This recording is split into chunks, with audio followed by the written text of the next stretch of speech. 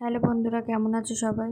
আশা করি সবাই ভালো আছে আর আমিও ভালো আছি। সবাই তো জানো কাল জন্মাষ্টমী, তাই আমরা দুজন মিলে কেনাকাটা করতে এসেছি ফুলের দোকানে।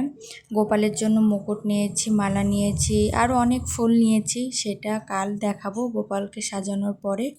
তার মধ্যে এত বৃষ্টি হচ্ছে কি বলবো। তারপর আমরা একটু দাঁড়িয়ে ওয়েট করছিলাম বৃষ্টিটা কমলে তারপর আর কটা জিনিসপত্র কিনবো।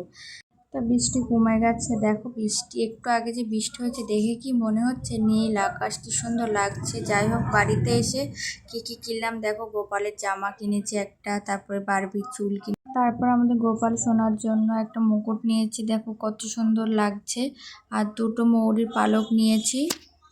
আর কাদের কাদের বাড়িতে জন্মাষ্টমী হচ্ছে প্লিজ কমেন্ট করো। তারপর এরকম 3টে চেন নিয়েছি ঠাকুর ঘরটা সাজাবো বলে। কেমন হয়েছে একটু কমেন্ট করো। আর তোমাদের দাদাভাই কটা বেলুনও নিয়েছে সাজাবে বলে। আর যারা জন্মাষ্টমী করো তারা তো জানো জন্মাষ্টমীর দিন কতটা চাপ থাকে, ওই জন্য আমি আর মামনি আমাদের ঠাকুর ঘরটা সাজিয়েছি। কেমন হয়েছে প্লিজ কমেন্ট করো।